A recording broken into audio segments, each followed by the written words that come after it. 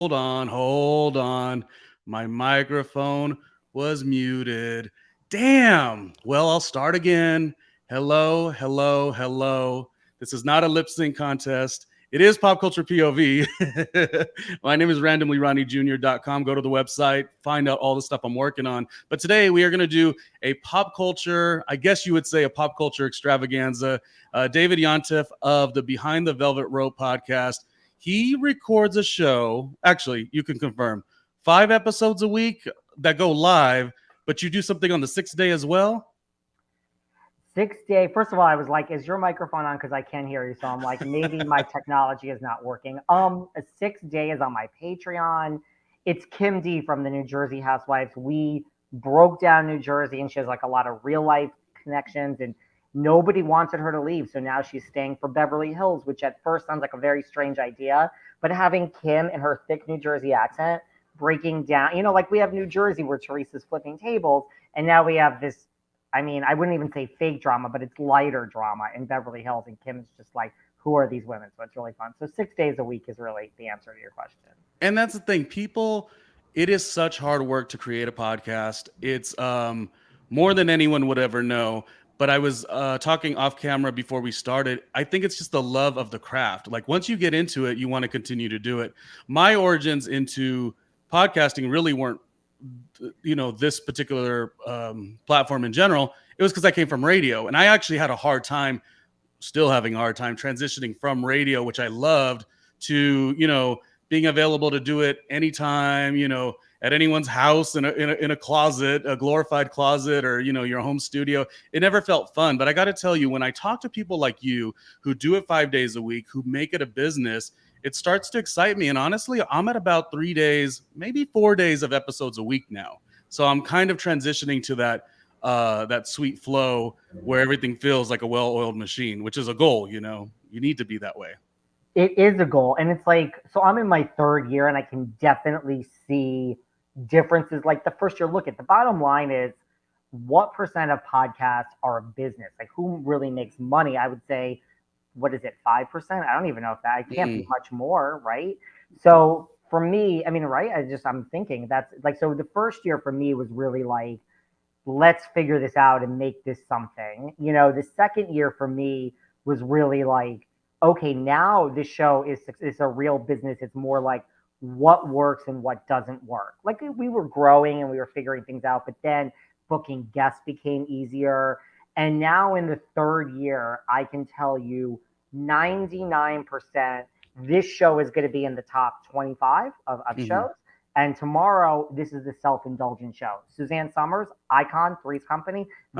This one's for David. Now, people are going to listen, but this isn't going to chart. So I can tell you 99% what, and so now there's a method, just like you said, it's like a well-oiled machine of like the blockbuster show goes out this day, the self-indulgent show. It's like I really have it down to a science for the most part. And sometimes I'm wrong. I just had some guests recently and I was like, this is like in the top 50. Like, why? Like, who's listening to this? It's so sometimes, but a lot of times I can just, it's like, it's a well-oiled machine. I can predict how the show's going to do and everything. I love that part. You put on who you want on your show. If I'm working in radio today, they're going to tell me, because I spent a lot of years in radio, they're going to say, hey, this TikTok star is important. I'm like, what can they do other than a shimmy? And knowing I'll maybe want to talk to somebody, who was on Madonna's Truth or Dare tour instead, but yet they don't have a social media following. And so I think the best thing about podcasting is the creative, yes, no, I decide, and basically I'm the boss. Let me move on to you because I'd love to talk about myself. It happens every time on accident, but I really do want to know a little bit about your story, how you went from the corporate executive side to being a contestant on a reality show with Patty Stanger, to even, working on a product of your own and then turn podcasting. You would think when you have such a structured job, and you could talk about what the job was, you would just stay in that industry and just ball out, make money, live a good life. How did you decide to get in the sludge with the rest of us as a podcaster? Well, I already left practicing law and I was in recruiting and I had my own company. So there was a step between law and now I found like HR and recruiting. But the long story, I mean, the short version of a long story is I was hanging out, like I became friends with a lot of these reality stars. Listen, living in New York helps, right? Like you live in New York, you live in LA, they have a housewives of, they had housewives of Miami. So you live in so I lived in a place where I just knew a lot of these people. And so it really was Margaret Josephs in a lot of senses would always say to me, like, this is like a business. Like, what are you doing with your life? And like, I knew, this is how I describe it. It's kind of like when you're a child, you mentioned Madonna. Like if you're Lourdes, Madonna's daughter, like you're growing up a child of a celebrity at some point, like you don't realize your life is so different in the beginning, right? Because that's the only reality you know. At some point, you might realize like, oh, my life is different than others. I'm not comparing myself to Madonna, so don't worry. I don't have an ego to that extent. There's a point here. There is a point. No, so I mean, like to me, my podcast really started Wendy Williams. Like when Mark, I was like, oh, I got an idea. It was more like I'm going to hang out with these people, and I am hanging out with them, but I don't really find this so interesting anymore, any different than hanging out with you or any of my other friends. If I step outside of it and I say, well, this is what Margaret did last night, and this is what, Countess Luann did. And like, you step outside of yourself, you're like, these stories might be interesting to someone. So that's kind of the origins of my podcast. It really was Wendy Williams-ish when it first started of like, we can hang out and have a drink, but I'm talking about you tomorrow morning. Sorry. Yeah. Yeah, you got the inspiration from how she ran her show, but then you had the nudge from Margaret Josephs, a top tier reality star, and on the Bravo network, Real Housewives, New Jersey. She gave you the push to say, let's make it a business because she's always been business savvy, and that's sort of what it is. Well, it's funny because you mentioned a minute ago, only 5% people get paid. But I feel like even if you're starting, and this would be my advice, not that anyone's taking advice from me just yet, but I would say treat it as a business at all times. Now, will you make errors? I mean, I can't believe the microphones weren't on, when I started today's show, but the recovery, you keep it pushing and you do treat it like a business. My correspondence with all my guests, et cetera, et cetera. So I think that's really, really important. I'm glad she nudged you to do that. She took your freaking favored interest, which were all of these people, and said, shit, why can't I talk about it too? Being in the heart of New York City, of course, is always a benefit as well. It is. And so like that's how it started. I mean, it started with like the idea of one show, two shows a week, one little story, and then a guest. And then look, my show was something before the pandemic, but the pandemic helped. It's like I overshot it. It's almost like what you don't know helps you sometimes. I mean, in the beginning, I just reached out to people. Like I'm like things I would never do now. It's almost like the more you know, sometimes you're like, oh, you can't just reach out to like so and so. There's like agents and managers and layers. So I reached out to a lot of people and I overshot it. And all these people said yes to coming on when I was like nothing really. And then I'm like, well, I'm not going to say no. So I recorded all these people and I had all these shows. And I'm like, maybe I should go to 2 days a week and 3. And that's kind of the origins of how it became 5 days a week. And then it was more like, oh, I think, the interviews are what, like, eventually I'm going to run out of stories. Like, so, I mean, if you interview someone, it's a whole different skill set. And it was like, I basically became a journalist. It really was like, it's not about me. I don't want to talk about myself. It's all about asking these questions and getting answers. And listen, being a lawyer helps. I mean, don't get me wrong. We're going to start in the middle of the room and do a little dance. And when I need you to back up against the wall, I'm going to get you to that wall. And now I'm going to fire a whole bunch of questions at you. And the answers to these are what everyone wants to hear. And it doesn't matter how you answer this, it's going to be a major thing. So I also learned there's a whole press angle. My show gets like a lot of press. I learned that. So it's kind of just like, there was a vision, absolutely, but it just kind of happened. There was a vision, but it kind of started happening. And then I was like, okay, well, I'm not going to back away now. Let's just double down and let's do something 4 days a week. Let's just do 5 days a week. You failed to talk about your brief appearance on a reality show. What the heck was that about? Tell me. And did you get the bug bitten by you? Like, were you like, hey, I want to have cameras around me all the time? Or was that just a one-off experience? It's like, it's so funny because I was just, I knew people like in the business and casting, and I've been in the mix for so many different shows at so many different points. Out of every show I probably didn't want to do, this is probably at the top of that list, only in the sense that at that particular point in my life, I didn't want to date someone. I wasn't in that mind space. And so it's like, and there was such a lag time. So I knew people that, were casting, and I mean, that doesn't get you on the show, please. It's like, but they're like, just, we're coming over, you're doing an audition tape. I'm like, great. I did it, forgot about it. I mean, it's months. I think like 6, 9 months later, I'm getting ready to leave the country to go to Africa, just on a vacation. And the phone rings, and it's like, I'm like, what? Like, when? Like, it's TV. You know how it is. It's like, hurry up and wait. It's like, well, I'm not free tomorrow. No, because I'm getting on a plane. And by the way, we didn't just talk 3 days ago. It's literally like 9 months later. So, I mean, and they're like, okay, well, I mean, we could film in 2 weeks. So I was like, sure. I'm really, truly one of those people in everything in life. Like, if something is put in front of me, why not say yes? Really, it doesn't have to be TV. It could be anything. I feel like any opportunity, why not say yes? Because you don't know what it's going to lead to. So I said yes. And then it's funny because like you're there and you're in the mindset to film. And then you're like, oh, this is like a real dating show. Like I have to like meet people and be in that mode. And I just wasn't. And I'm like, oh yeah. I mean, So you have to do it. You're right there. Do you think that you learn more about TV and production doing that particular opportunity, or was there a little bit of you that did learn about love and relationships and boundaries? Like, was there a mix as far as what you learned from trying to do this? I would say, although she had best intentions, I learned absolutely nothing. No offense from Miss Patty Stanger, and I feel that I learned so much about, which helps me in my podcast too, production, how it works, what's real, what's not real. I mean, I had to refilm certain things. Yeah. I mean, and that's where it's like, thank God I said yes, because it leads. I mean, look, I mean, of course, now that I've studied the craft and this is my podcast, I know a lot, but it's certainly, I think it really helps right from day one of knowing how this works and, to reshoot and re-edit and how things, it really helps. We'll move on to the next pop culture moment here, but it's what David is saying makes so much sense. Like one thing that you do is it benefits you for the next experience. Me learning radio is great for podcasting. You being a lawyer, you know how to interview this certain way. You're trying to extract something. I worked television production on a couple of things. Married at First Sight, first 2 seasons, the seasons that were there in New York, America's Got Talent, and it's like it's so funny. They're all different jobs, but if you really want to sharpen your tools, you keep your eyes open and you start seeing the best of the best around you, it will feed into your work. You just got to remember to turn your microphone on, damn it.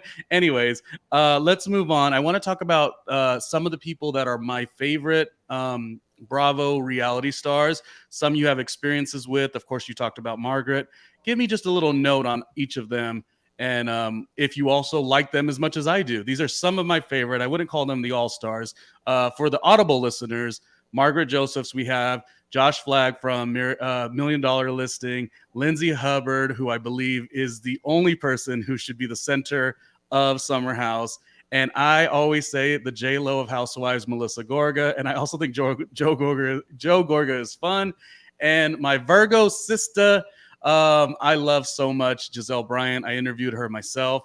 I thought exactly who she was on the camera, who's who she is behind the scenes too. So what are your thoughts on some of these Bravo celebrities? Well, Margaret, I'm friends with in real life, and Margaret Sr., so we're friends. Now, listen, it's when you're on my show, I mean, Margaret was just on my show this season. Like, you don't get special treatment. I mean, I will come at you just like I will come at anyone else. Like, I mean, I wanted to know a lot about what was going on between Margaret and Teresa. So Margaret, I've just become friends with. That's organic. I mean, she's wonderful. What you see on the show is what you get. Same with Margaret Sr. Gizelle, listen, she just, for some reason, there are people like Lala Kent is one of them. There are just people that just do my show every season or when they have something to promote. I don't know why. I mean, I'm not selling myself short, but Gizelle is just one of those. Once a season. She doesn't come on twice a season, but okay, great. So every season of RHOP, when it comes back, she comes. She usually comes at the beginning. I really like Gizelle too. I think she gets a bad rap. I don't know why it is, right? I don't know why everyone's always after her. They say like, listen, why is it bad? Like Elisa Vanderpump and Bethany, people say Gizelle is the producer. She produces the show. And whether that's true or not, why is that bad? I mean, people say that about Ramona too, from New York. I mean, people know what they're doing and how to keep it on track for the audience. that to me isn't fake. It's like making good TV. And as the talent to know that, what is wrong with that? Yeah. I have many reasons I like Gizelle, and I always feel really sad that they put like Karen versus Gizelle. Listen, I like them both. Season 1, episode 1, when Karen tried to give her the etiquette book and Gizelle took it and said, "Oh, I'm just going to use this as a mirror to show how beautiful I am." I was locked in. I was like, this is the kind of cast member that I'm going to watch season after season. So I don't really I choose either. I like them both, you know. I love them both as well. The Grand Dame and just they're both great, you know? Mhm. What about because some of my other choices that I really enjoy? When they were doing the show, the chat, what was it with Portia, Hannah, and Gizelle, and they were kind of auditioning some people. Oh, with Kate Chastain too. I thought they should have added a Josh Flagg to that group. That was like my personal casting choice. I was like, Josh is so good on his show. He's almost single handedly made me love Million Dollar Listing, LA. I think the New York series is maybe a little bit better, a little more exciting, but they're both good. But Josh to me is just absolutely funny, in your face, dry, sarcastic, and I don't know. Have you gotten a chance to interview him? What are your viewpoints? Well, first of all, I think that would be a great idea. I think that show would have been great, you know, if they had like a gay man mixed up in there. He would have been good. I have interviewed Josh. I've interviewed Bobby also. Oh, and that's no more, huh? That's No more. the Josh was in. the union is that they did break up officially. It's over. Oh, Officially over. Josh was an interesting interview. It's like I can't say as I'm so shocked, but it was interesting. It mm, was interesting. Like, yeah. Listen, I think Josh is very into Josh, and that's fine. But it's almost like I don't really. He was one of those like, do you want to be here? Because like, I mean, I'm gonna take what I can get, but I don't think you really want to be here. I wonder if that's a little bit of his not gimmick, but like even I've heard him on Heather McDonald's podcast, and like he'd been on a second or third time, and she called him out, even saying, "Yeah, like when you were here the first time, you were like lounging, you didn't care, one word answers." And it's like one thing to be that way if you're, let's say, an established actor or whatever, and you don't really want to do press. That's not really your thing. But you are on a reality show. You do know how to talk. You're making an active choice sometimes to not talk. So I can see that would be a little depressing. So that Well, sucks on, yeah. and here to your point, this is so strange. It's like he came on and like 10 and I really try not to check my phone, Mhm. like we're in the moment. That is what it is. But Yeah. then when the phone's going off, you're like, okay, well, I'm going to glance down and like 10 minutes into it, my team is telling me that he wants to come back on. It was like 10 minutes into it. And I was like, are you talking to his team? And because he did, like, they were talking to his team, like, is this like, where is this coming from? Like, are you checking in with them? Or is Josh like it's like he was telling his team during it he wanted to come back on. And I was like, this is so strange because I Yeah. truly felt like this is horrible. Like, Yeah. horrible. He just doesn't want to be here. But I am obsessed selling Sunset. Any real estate show, I think Million Dollar Listing LA, New York, selling Sunset, bring it on. The real estate porn, love it. How do you compare the two? Like, I kind of favor the Bravo ones. Um, Maybe for two reasons. The Netflix ones felt a little too shiny to me, but also, and this is just my own problem. I like a week by week airing. I don't really enjoy it's all out on Friday. I could just sit there with bonbons and watch 10 episodes. I don't like that. I like week by week. I like being excited about the next episode. I mean, if gun to the head, I would probably say I prefer selling Sunset, but just a tiny bit. Like the Okay. Bravos are phenomenal. Selling Sunset is Adam DeVillo, The Hill. So this is why it feels shiny to you. It's the same person that did The Hill, Oh, the hills and Laguna Laguna Beach. Beach. Oh, hills. Yeah. It's just like it's so addicting. But Yeah. I mean, look, I think it's more transactional on the Bravo ones, and they're great shows. They're great. They're Yeah. amazing. I feel like I learned stuff too. No dreams of being in real estate myself, although you never know. I learn a little, even though it's a TV show. I feel like I'm always like stretching my mind and the business acumen that each of them have on both series or probably selling Sunset too. It spills over, I think, a little bit in a way. Um, Last, I wanted to ask you what you thought of Lindsay Hubbard and the Gorgas, two of my favorites. I don't really enjoy Summer House's Paige at all. Um, I'm kind of hoping when Paige goes to Southern Charm, Naomi eats her up because I liked Naomi and Craig much better. Tell me your thoughts. That might happen. Well, it's funny. Like, look, I book people in a lot of different ways. Some people I know, some people are through like my team, agents, managers, networks. We'll just spare the story, but somebody came to me. We don't need to get into the details and was like, rank your summer house people. Let's see what we can do, but rank them, Mm. because that's how it works a lot of times. Tell us who you want first. Cause like I've had people like I've had Carl on, I've had Kyle and Amanda, and I was like, listen, I'll take anyone from the show because they're on brand. But if you want me to rank, I mean, number one is Lindsay, and let's just go Mhm. down from there. And also, nothing's wrong with Kyle. Kyle is the easiest person to want to not like, but if you break it down, he's Amazing. done nothing wrong. The idea that like it's always this weird thing because especially in the show they have him dating Amanda, who's much younger, who I do like. But when Amanda's talking with her younger friends and her younger friends aren't in the position to get married, and they just have this whole thing where like Kyle's not mature enough. This whole storyline about Kyle not mature. I'd have red flags about his cheating, but not about anything else. And I'm like so enthralled. And for people to not give respect to think if Kyle was not on this show, season 1, episode 1, talking about the turtleneck with Stassi, there would be no show. There would be no show. And like I know Kyle in the real world. And like let me tell you, Kyle is so engaging, will talk business to you. Like, he's not some like dick that's just gonna like Kyle is really like a real he almost talks too much in the real world. You're almost like, okay, like this has been great. I gotta go. So I mean he's really like a nice guy actually, And so like I had him and I don't always want people that I like. Like even though we're in control, like you said, and like we can have people that we don't like. Like I definitely had people pitch to me where I'm like, I had someone once from Floribama Shore. I'm like, don't know this show. I mean, I know what it is. I'm like, not gonna watch this show, but yeah, I'm gonna interview this person. They're kind of on brand. So, Mm. but so like I also kind of think like I wanted Paige. She was probably towards the top just because there was like meat to that story. Like we can bring in Craig and blah blah blah. Okay. But Lindsay was my. I agree. I mean, I think that eh, the beautiful disaster, and I mean that as a compliment, that is Lindsay Hubbard is like I don't think people really appreciate. Like Lindsay is just listen. You want your reality people authentic. That's about as authentic as it gets. She stands up and says, "I am a horrible mess.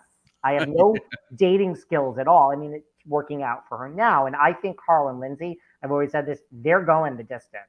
They are Oh, I like going that. the distance. I'm going to put my money on that more so than even Kyle and Amanda. I mean, I'm just thinking like, I don't think a year. I just think like 30 years. I don't know. I think Carl and Lindsay. I feel it. I feel it. I hate the notion that they're just doing it for TV. It's almost like a projection. Some of you cast members are doing these things for TV, so maybe that's why you think that. Totally. Moving on, she's fantastic. I want her to get a spinoff, production company to production company. I don't know if you can do it, but it would be great if Lindsay could eventually be a housewife of New York. Which put a pin in that because we are going to talk about Housewives of New York in a moment. My last little Bravo celebrities, as far as I really enjoy, the Gorgas. What do you think of them? I listen. I mean, look, Joe Gorga is the number one house husband of all time. So if you think about like here is a sister who is one of the biggest housewives of all time. The brother is the biggest house. I mean, whether you like them or not, I mean, they're just great for reality TV. Look, I think I mean, Joe helps Melissa stay on the show, as does Teresa, right? But that's not an insult, right? I mean, it's what it is. I mean, Melissa's never going anywhere. She's not being I fired love ever. Melissa. She'll be on forever, and she stands up for herself. I think next season we're really going to see a Melissa who's just. I don't think her and Teresa are going to go back to that place Mhm. that we saw. But I also think like she just doesn't care now. It's like, and I think Joe's probably given her the permission of like, do what you got to. Like, I'm staying out of it. Like, go for it.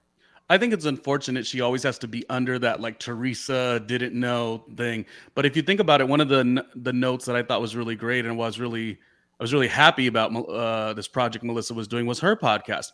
All of a sudden she does it, and she wasn't arcing it for clickbait, if you ask me. And yet almost every show she did, there was a takeaway, and all of a sudden people were saying, oh, did you hear on Melissa Gorga's podcast, Tamara said this and this one said this. It's like there's one thing to get the sound bites and get the clips going, and be published. I don't think she tries for that. I think she's just that good at talking with people, which is why I've always called her the J-Lo of Housewives. I just really like her. When you watch the television and you watch reality stars, they become friends in your head. Now, I don't know if Melissa would like me. I don't know if she would, but I think she would. I think she'd be like, motherfucking Ronnie Jr. I think she wouldn't like me so much. I haven't listened to her podcast, but I have to say I know other people that have said that they're like, wow, it's really good. Yeah, it's effortless, really. Like, again, you hear new podcasters all the time, especially in the Bravo world. They want to take their 15 minutes of fame and make it something, and you're like, oh shit, could they get a producer to join them or something? Like, this is not the greatest, and I don't really want to judge. I just want to say Melissa's great.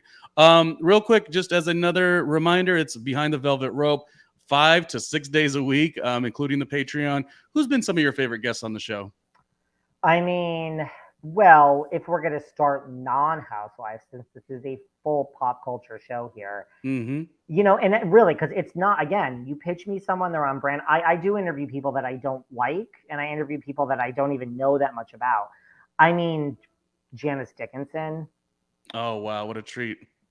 Was, it's funny because like your list is always changing. Then you get the person, you're like, oh, I never thought that would happen. Janice Dickinson, because she just really doesn't care. There's no canceling Janice Dickinson. She does not care.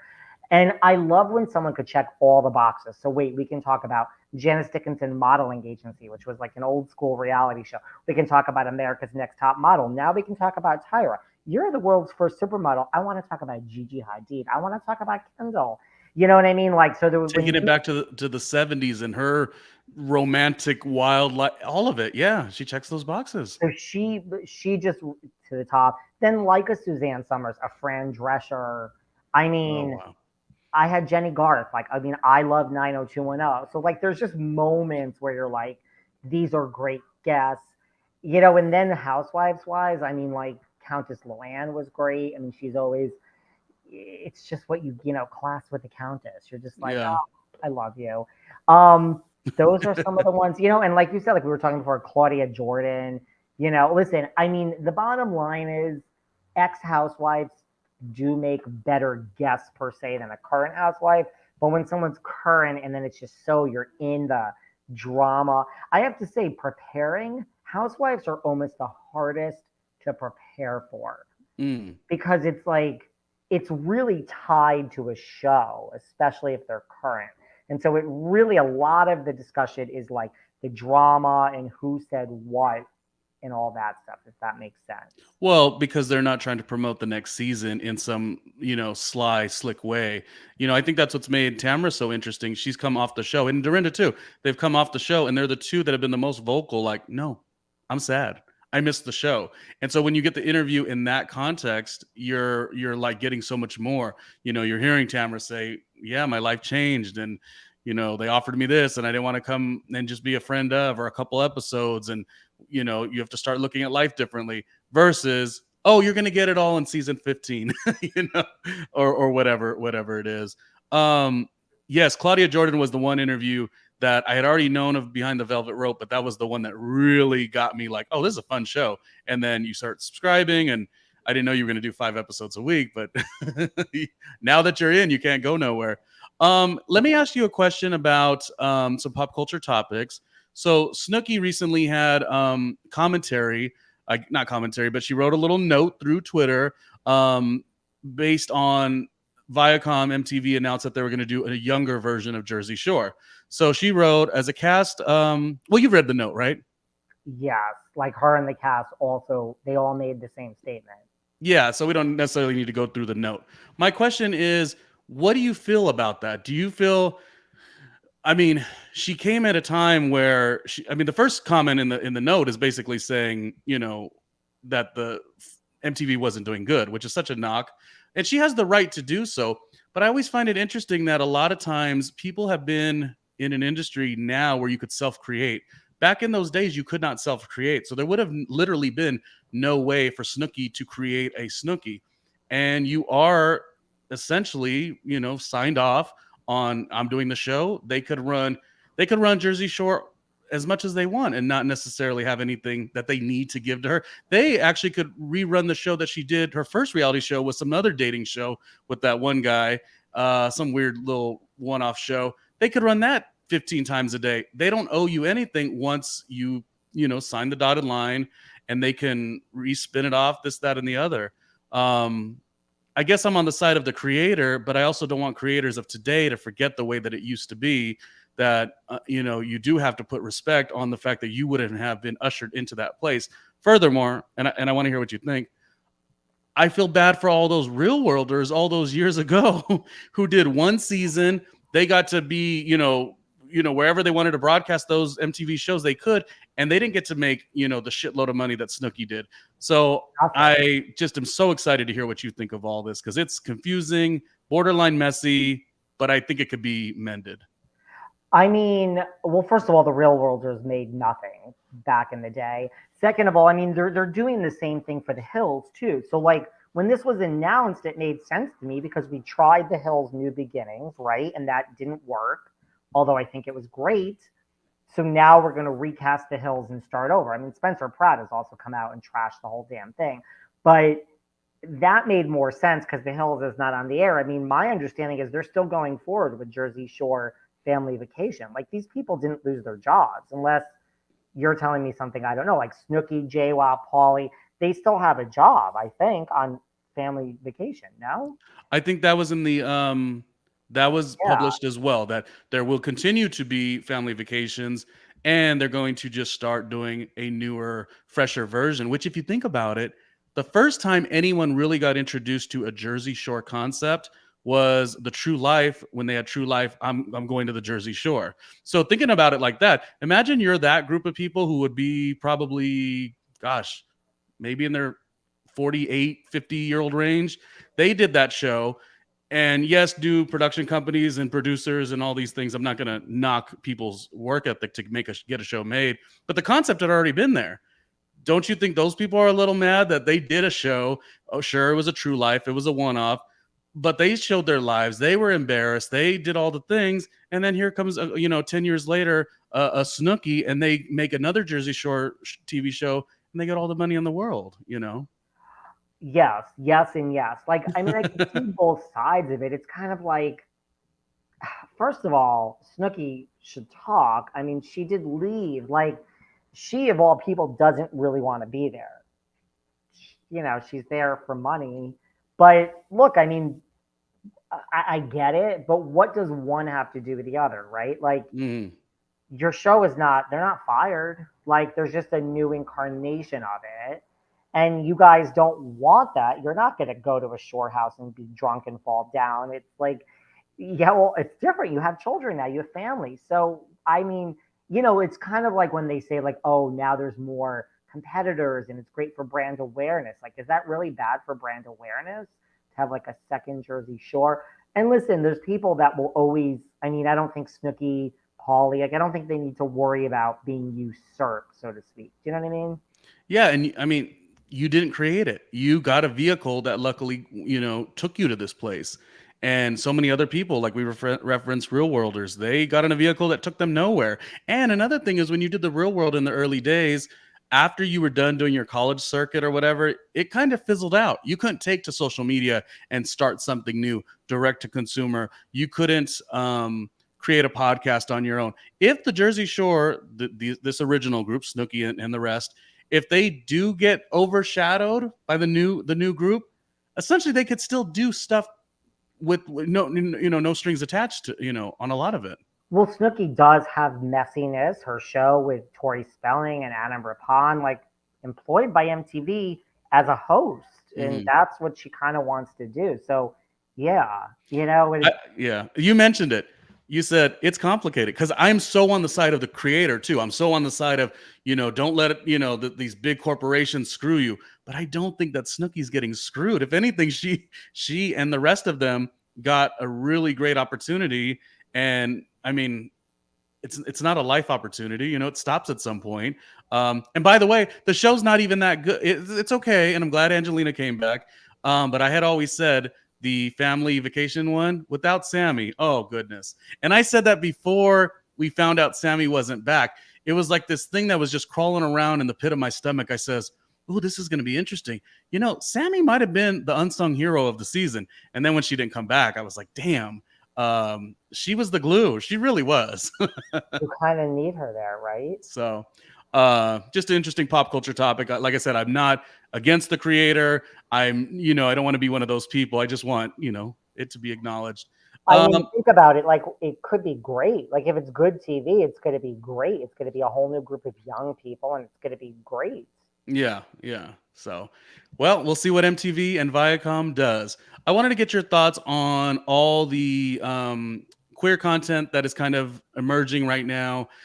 Which ones are some of your favorites? And even just kind of referencing back in the day, not having these outlets versus there's a little bit more now, and what you think about it all. So Queer as Folk is, of course, coming up. Love Victor's season finale is coming up. Fire Island is coming up. Neil Patrick Harris in Uncoupled is coming up. And the one that I'm most interested in, Bros with Billy Eichner, which has a very sarcastic take on making a gay rom-com. At first, I was like really intrigued with the trailer. And then I was like, oh, I get it. I get exactly what's going on. I'm not going to write another love song a la Sarah Bareilles kind of style. So I'm into a lot of this. I wanted to know how you feel about having so much of this queer content available for, the generations that are coming up, and how maybe you didn't have that when you were growing up. Is that even a cliche question?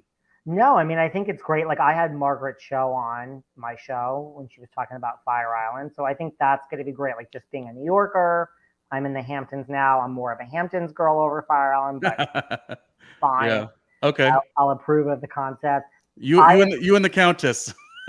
Well, the Countess's house is like literally a stone's throw from where I'm sitting right now. Oh, no way. She's like right down the street. But Bros I agree. I'm most excited by that. I think the trailer looks great.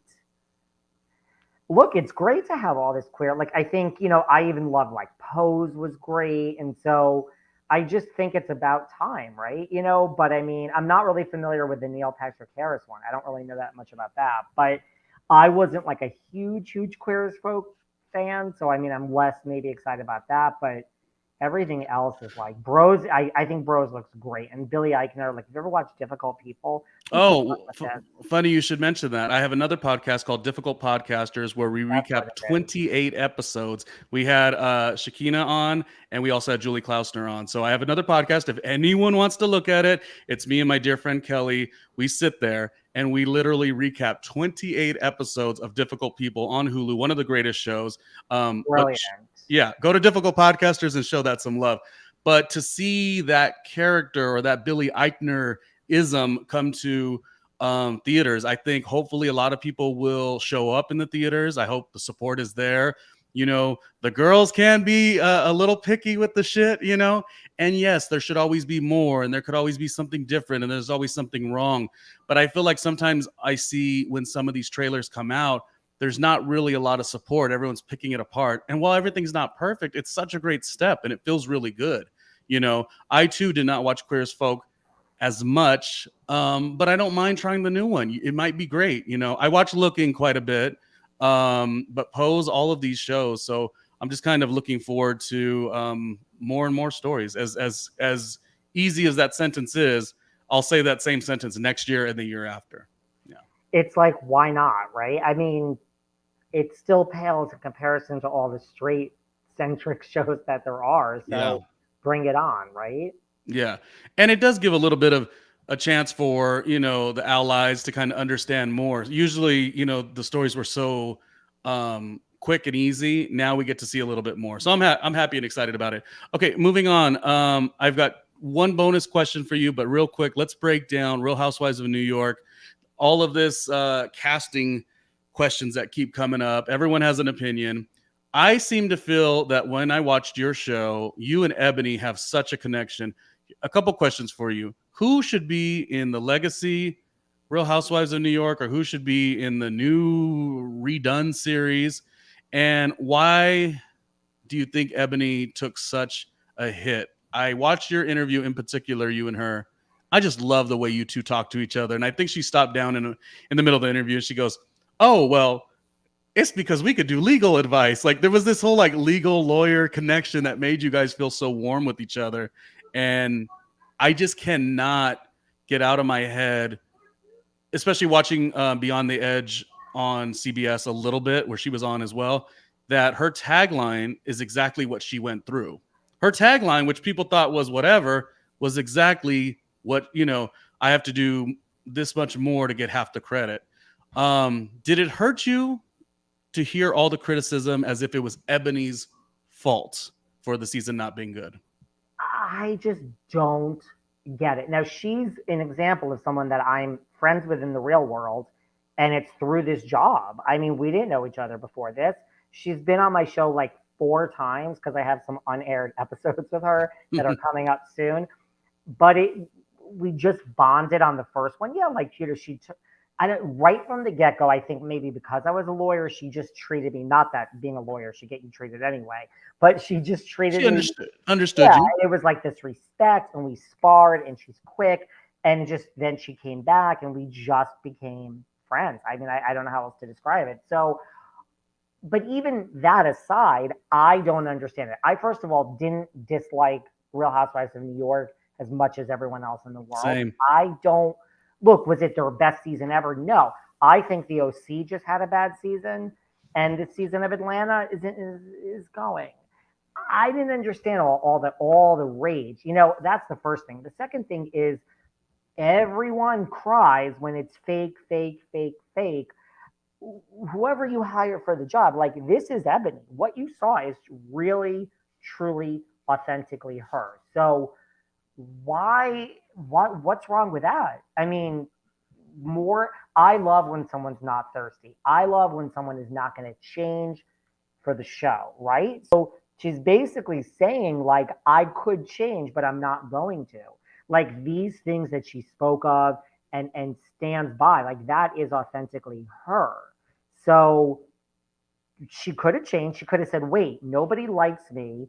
I'm going to shut up and not talk about this anymore because this fame, this paycheck down the road. But she's like, I'm not shutting up. This is what? Like, so, yeah. And speaking to her, she's like, this platform is bigger than me. It's so how could you not like that? I don't get it. Yeah. I don't get it. She had a polarizing personality, but nothing she said should have knocked anyone to that degree. And if anyone did get knocked to that degree of confusion or uninterest, that's a bigger picture. And another thing I do want to mention, I thought of this from the years of radio that I worked. I once worked a radio station where I felt like I got hired, and I didn't know it at the time, but later on I got hired to be a sort of like this personality versus that personality. And when it didn't work, the radio show was over. I got let go. I kind of look at it in an interesting, similar way. The show did not need to follow all of that with Eboni. That was a choice. That was a production choice. That was in the Bible. That was where they wanted to go. They wanted to say, well, the world is talking about this. Let's redeem some of that. So somebody at the top, I don't want to knock production or Bravo or whatever, thought that this was going to be, wow, we're seeing all these conversations on Twitter. Let's make that part of our show. They didn't need to do that. So she's not a monolith. She's not a one, she has lots to peel from. So I just am like, within it all, I'm like, I hope they give her an apple. She could go in the front. I was never really into Leah. I think Leah sort of dropped the ball in a couple situations. I remember Leah used to do a podcast with the great Laura Stiles, also from radio. And then the second season, they stopped doing that. If anything, I would like to see Laura Stiles join the show because Laura Stiles just had a baby, just bought a home in Brooklyn, and has been on the radio for so many years. She's Guatemalan. She's fantastic and such a great powerhouse as a media personality. Bring in a Laura Stiles. Anyways, that leads me to my question because we were talking about Eboni. Who do you want to see? My choices are Olivia Palermo, we of course saw, I mean, her fashion work today and every day. We saw her on The City.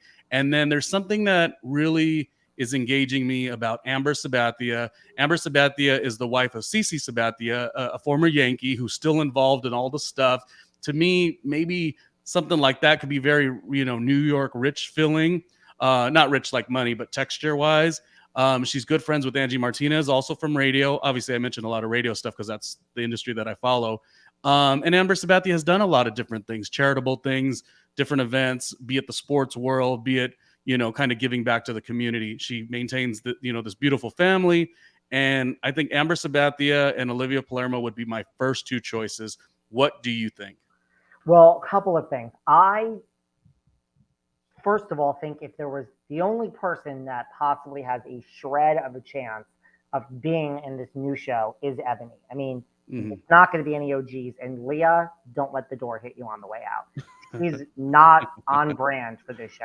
Sorry. She had a case of the trying too hards, I think. Way too hard, too desperate, and not authentic. I mean, she loved Eboni until she realized the world hated her, and then she tossed her to the street. That's really what happened.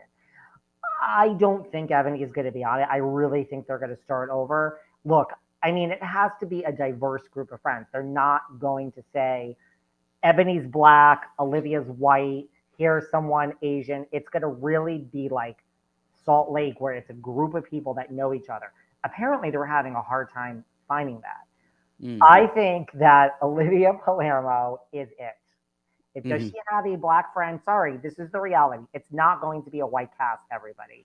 Does she have an Asian friend? Does she have anything else? Olivia, get her, sign her up, because she is so... Look, and I do think New York could be like Beverly Hills. The problem with New York, to me, is none of the women were really rich. Yeah, Ramona has some assets, but I'm talking like Diana Jenkins, like Beverly Hills rich. I think people love to see really rich housewives. It lets them escape. You have access to this in New York. You can have really... Olivia's the real deal. I mean, she goes to charity events, and she has... I mean, if she has a core group of diverse friends, she would be so perfect. She would make great TV. She's so captivating to watch. I say yes to her times 10, really. And I do think Eboni and repackaged, the viewers would love her. I just don't think that Bravo's going to do that. It's just kind of like they're talking about the OG show. I don't think Heather Thompson's going to be part of it. I think she is now chastised because she came back and that whole thing. It's just like, sometimes, in the entertainment business, you do one thing, you don't say no, but sometimes you can't do the next thing because of what you did. And the next thing is a bigger opportunity, but I mean, you can't look back. I don't think it's going to be Eboni just because she was already there. It is associated with this dark cloud of like season 13. I think it's going to be a totally new cast. And I think Olivia would be just, I can't think of anyone even remotely better. One of your shows, you were talking about the Housewives of New York. Maybe it was right when the news dropped, and that was one of the things I Instagram messaged to you, and you seem to be very into it. And there's just something so great about it because she checks all the boxes, as you said a second ago. That was a term you used. It's I'll never forget her disdain for the downtown crowd when she was on The City, and just the way she's got a good side eye. The problem though is you have people that are like Olivia who don't need the show or the money per se. So, are they going to want to get in all the mess? That's kind of the thing. Sonia keeps saying yes to it, so they keep bringing her on. But who of a higher stature is going to really want to do it? That's I guess that's the age-old question. But I really get mad, and I just wish they had a show. I think all of this is such bullshit. My gosh, season 13 wasn't that bad. And if it was bad, call it the unlucky season. Move on. Should have given a reunion. And if you didn't give a reunion, and the people that wanted to show up, let's say Eboni wanted to show up, give her a special. To your point, I did a podcast right when everything was announced, and I said, if I was Eboni, I don't know if I'd even want to do Housewives in New York, getting robbed of all that. I would, however, want to start something new, maybe even in the blood, sweat, and heels vein. That did very well, and then it kind of had a really weird second season. But start something new, start something fresh. Uptown, I used to live on 145th, so there's magic up there. Like, to me, I think that's even the goal. If she'd be interested in it, because it could sort of sound like a demotion, but leading your own show, I don't know. I just think like, yeah, I really don't know what was so bad about season 13 either. I mean, you think the last season of the OC was better? You know what I mean? It's like, Oh, man. and I also think like you kind of shot your load, Bravo. It's kind of like we can't keep having 2.0 and a version. It's interesting because I thought this the other day. Now it's just coming back to me. I wonder if this whole Jersey Shore thing is based on Bravo. I mean, what Bravo did is brilliant. It's a brilliant idea. I'm not sure the OG show is ever going to see the light of day. And if it does, I'm not sure it's going to be a real thing. Like a special, maybe, right? Of like 6 episodes or 8 episodes. Yeah. I'm not sure it's going to go on. Like, I think people are confused. Like the new rebranded Housewives of New York, that's what's going to go on forever and ever and ever if it does well with a whole new cast. This OG show, I think we're going to have on Peacock 8 episodes of maybe it's like Luann's, 60th birthday or something, you know what I mean? I'm not like a girls trip might go, we'll see how it does, but I think it's just a brilliant marketing thing by Bravo to say like, oh, you're going to get 2. So before everyone jumps on us to 5, look, it's brilliant. They had to do this. You can't like fire Ramona, it's like you had to start over. But I think it's not a real thing. I think Olivia is great. There's nobody else that really comes to the top of my mind. And Olivia's the right age too, right? Isn't she like late 30s, early 40s? I mean, you have a chance to make it as refined as it was, fresh. I'm not opposed to older on the Bravo version. That's my only thing I do want to say. If everything that's going to go to Peacock is going to be, Sonia, Dorinda, Ramona age group, fine, because that's the legacy show. But I wouldn't mind. I mean, maybe there's an Olivia, maybe there's an aunt of hers. There was always something very interesting. I didn't really love Tinsley, but I love Tinsley's mom being in the mix. Whatever they do, I don't think the answer is trying to make a show where everyone's 34 years old. I think I still want the regal, refined.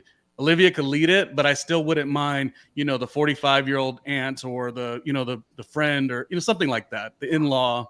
I agree. I mean, I like my housewives older. I mean, wasn't that the whole point of Housewives? To put women on TV that are in their 50s and 60s and late 40s that are the forgotten category in entertainment. I just think Bravo's directive is like late 30s, early 40s. And I don't think they're going to mix ages anymore. I think that's part of the whole problem. Damn. Even on Beverly Hills. I mean, Kyle? Somebody just made a comment I think it was Kyle in her confessional, like, what is Crystal, a millennial? I mean, you don't think about it, but Crystal's late 30s, maybe she seems older, and Kyle is 50s and maybe seems younger, but that's an age difference, and I have a weird feeling it's because they're looking for like a approximate age group. I like older housewives. I just think that's not where Bravo's gonna go. Well, as long as they anchor it with someone like Olivia Palermo. I was listening to the great Jessica with Hot Takes and Deep Dives, and they said Jenna Lyons would be a great choice. And that is a great choice, but I almost feel like Jenna is too big for the show too. But anyone could do it, really. But it's just, hopefully it's somebody good, like Jenna or like Olivia. I don't think they're going to go with someone famous. That's just like, I don't know how it came up on my show. Everyone was saying like Julia Fox, like, No, thank you. No. It's like you're jumping the shark before it, like, let's not forget, like, we didn't know who Meredith Marks was or Lisa Barlow or Jen. Like, it's got to be unknown. And, like, okay, Olivia is known, but it's different. I mean, she's not, like, Julia Fox has too much current. Like, listen, Olivia Palermo, as do I, because we're in the biz and pop culture. The average person isn't going to know Olivia Palermo. I don't mean that as an insult. I just mean like it's in a different time period. These kids don't know. It's like she's perfect and someone like that. Why are the networks so afraid to make a decision? Like they are just expecting you have a trillion followers. We'll put you on our show. It's going to translate. It never does. You know what? What was that great photo we saw this week? We saw Anna Wintour with Amanda Lepore. Put Amanda Lepore on. I mean, let's play this game, Put the great Amanda Lepore on the freaking show. Let her lead, And that is the thing. If you're going for diversity and this and that, I mean, eventually, like, okay, you have Julia on Miami, like, keep looking for like lesbian housewives, trans housewives, just, but I really think that they want an authentic group of people that know each other. All right, wrapping it up because we agree on all of that, which is good. A quick note on Larsa because you've interviewed her. I was always really excited about this season because everyone started to see how great she was. But I was a season 1, episode 1 Larsa fan. I used to make a joke. The Kardashians needed Larsa. I just loved her so much, and I hated this notion of Larsa is mean. I hated this notion of she was nobody trying to hover up under the Kardashians. They were friends, and that's fine. But you're talking about somebody who was one of the greatest basketball players of our time. Just because Michael Jordan happened to be on the team and that kind of took the spotlight, Scottie is it. And she maintained the 4 kids. She maintained, the motherhood and the, being married for 20 years. I thought Larsa, if anything, she was just very confident. So I was really excited that this season everyone was like, oh, I didn't know she was that interesting. It's funny because Gertie from Miami Housewives said the same thing when I asked her. She's like, let's not forget, like, Larsa was famous before Kim Kardashian. Like, wasn't it like kind of like Larsa had access to all this VIP because of Scottie and Kim was there? So I understand where we are now. I do think that season 2, and I'll give you some behind the scenes tea. I'll share this with you. Come on. Big Miami fan over here. First of all, I mean, I do think season 2, there's going to be a directive, I think, from production of like, it's over. It's almost like your first season. Like this season, we hear about Erica Jane's problems, but I predicted this way back. I'm like, next season's not about Erica. Did she know or not know? Not. We're over that. A little bit we talk about it, but like next season, I doubt you're going to hear about the Kardashians. Thank you. But not just me. I interviewed Larsa. You are allowed 1. Maybe soon it will be none. 1. Now I made a count and I got worldwide global press, but you're allowed 1 Kardashian question. Like it was not through Larsa, through her team to my team, and you are reminded of this. Before, during, after, 10 minutes before. I'm like, I got it, guys. I got it. So, and it's respectful. I get it. But it was really like, and I am ballsy when I am behind the velvet rope. So I followed my 1 question up with a slight second one. And then it was like, David, you better shut the hell up and move on because someone's about to interrupt this chat. But it was like, honey, you ask whatever you want, but it's 1. You have... I kind of like that because you are such credible in your journalistic integrity, as would I ask the right type of question if I was going to go there. Quite honestly, I love Larsa so much, I'd probably not even bring that up. However, you got all these gotcha type of people that get millions of followers from that type of broadcasting. I honestly would be that type of my PR team, or if I was managing myself, I'd probably be the same way. You only got 1. You just do. Anyways, I like her so much. You got to go. I'm doing 2 more people, and then we wrap up the show because this has been such a great conversation. I want you to give your last opinions on Wendy Williams, just all that's going on. What is her future look like? Do you want her back on the TV? Do you want her to get help? I don't want to be mean in that way of talking. And then the other one is, help me understand.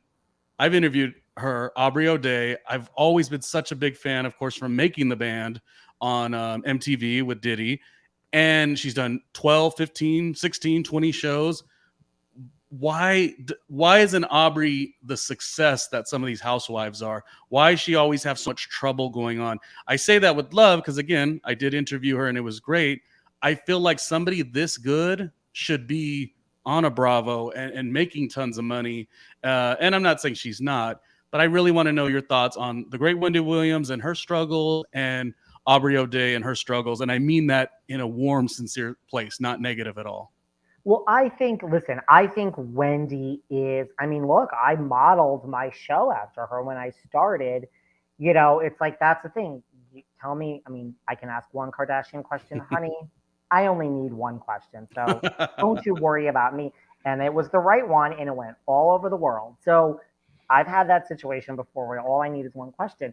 Look, I think that Wendy, there's all this talk about her getting a podcast, and, she wants like whatever, a ridiculous amount of money. It's like, sweetie, like you say, that's not happening. Like until you're a proven so I mean, look, I feel for her. It's got to be hard, like having like a Sherry Shepherd come in. But I just, can she return? I think if she returns, it's going to be like Amanda Bynes just responded to my Jenny Garth interview because I asked about what I like about you. Amanda's kind of ready. She says she's ready. Like, I think if Wendy's going to come back, and I don't mean this rude either, but she's also at a certain age, but I don't think it's like tomorrow, 5 months from now. I think it's like years. You know what I mean? It really, like, we're almost starting to not remember Amanda Bynes as like totally crazy. Do you know what I mean? Like, we're heading into a new phase. So I think Wendy really needs to just like step away. You know, does that Does make sense? does But I think Wendy it's great. does she need the money though, in terms of all that had went on with the ex and all that stuff? I mean, that's the part I feel really, in her position, she should be able to just be living, what is she, 55 or 6, and be I cushioned. don't feel that way for Wendy. I feel, listen, I talk about this on my show at all the time because I know a lot of these housewives, and it trickles to entertainment. You talk to some of these people and it's like, man, you're broke. And how? No, I'm not saying that as a snob. I'm just like, Suzanne Summers has fucking money, okay, from the Thigh Master. Yeah. Fran Drescher owns the nanny. She's rich. But if you really, there's this misperception that the average working actor on an ABC TV show knows Beyonce. You know what I mean? So Yeah. I feel Wendy is not on such easy street that we all think she is with money. That's just my opinion. I Yeah. think there's a lot of living large and, again, Suzanne Summers, I'm going to go down the list. I could probably count the people that I've interviewed on one hand or two hands that are really, I don't know. I don't think Wendy said. I think she has money, right? But I don't think it's like as much as we think. When That's the scary part of it. lives large, like think Yeah. about it. Wendy is a little bit of a diva. She's Mhm. wants certain things, and I mean, I don't think she's on easy street like a Beyonce. Yeah, it almost means she does have to get that podcast deal or whatever. Well, I hope it goes okay. This is, Sherry Shepherd. It's going to be interesting. It's definitely a different show. Sherry Shepherd is likable, but most people watched it for Wendy's show. And she must have. I mean, look, I don't think they just chose her. Like, she wasn't my personal choice, but Who was your choice? Who was your choice? Well, I like. Were you a Leah Remini and Michelle Visage type? Oh no, Not bad. Yeah, not I bad. thought they were Yeah. fucking. Well, I worked in radio with Michelle, gosh, in 2002, and I've worked DragCon with her a couple the New York and the LA location. So I feel like there's a bias, but there really isn't, because it's not like she's a friend per se, just a colleague. I watched the show, and Leah and Michelle have always had that banter. I thought they did a really, really, really good job. They didn't get the best criticism, but that might have been because their brand of humor is just a little bit to the side of what Wendy's audience is. But I would hope that somebody takes a chance with the two of them together.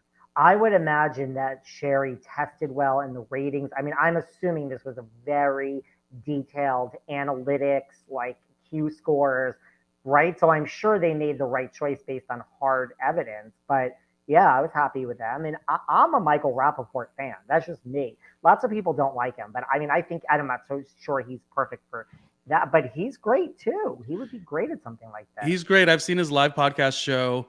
I just don't think he could do it that consistently. Even though I know he can work wise, I feel like there's going to be a he phone it in kind of a thing at some point. It's a hard job to do 5 days a week, even if you double record on Thursday. Anyways, we have talked and talked. And Aubrey O'Day, I was just going to say, like, I think that, look, I think there are certain people in this industry that just get in their own way, right? Like a Wendy or a Nene Leakes. Like, you're still a human being, right? So if you look at people that are really successful in the business, it's like any other job, right? Just mentally, you're in the headspace to just put your head down and work.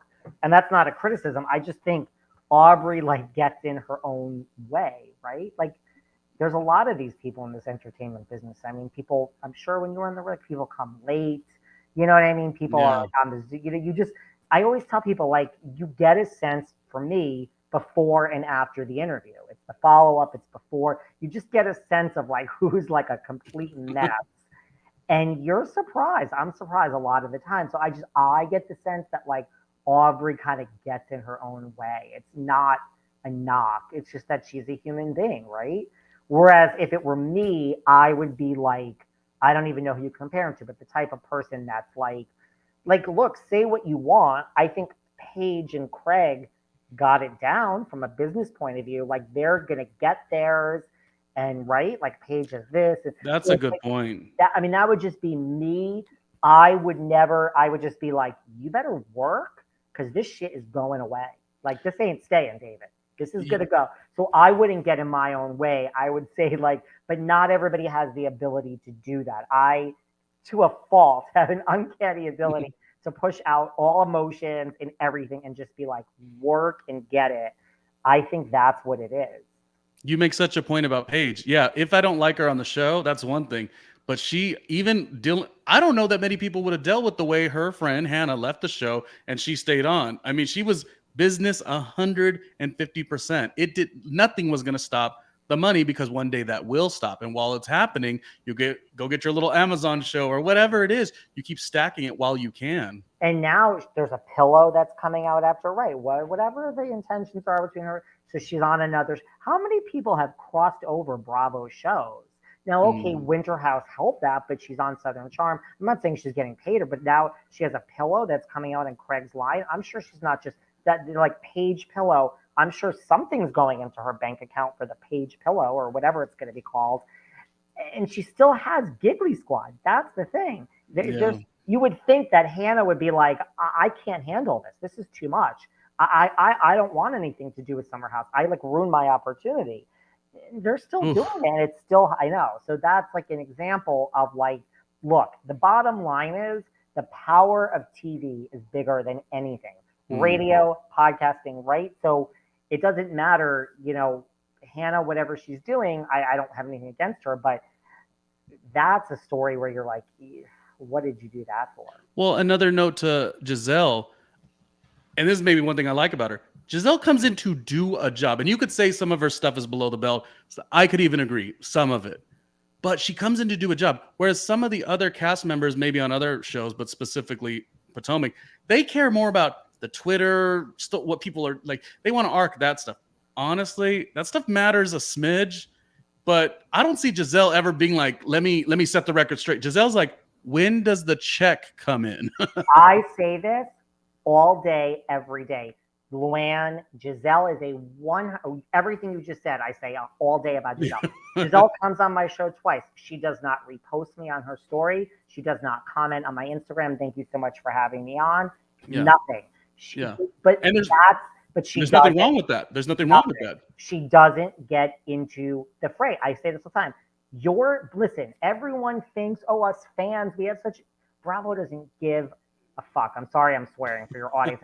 They don't care. Everyone thinks, they're so liberal and they got this one. No, Jenny Naguin got fired from Housewives because she was disposable. They're not firing Ramona for races. Like, I believe Bravo made a mistake. I believe they feel they made a mistake with letting Stassi and Jax. I don't think they would be fired now. It's Jenny was disposable. So they don't listen. So what the hell was so you don't get paid for Twitter, for staying up at night and angry.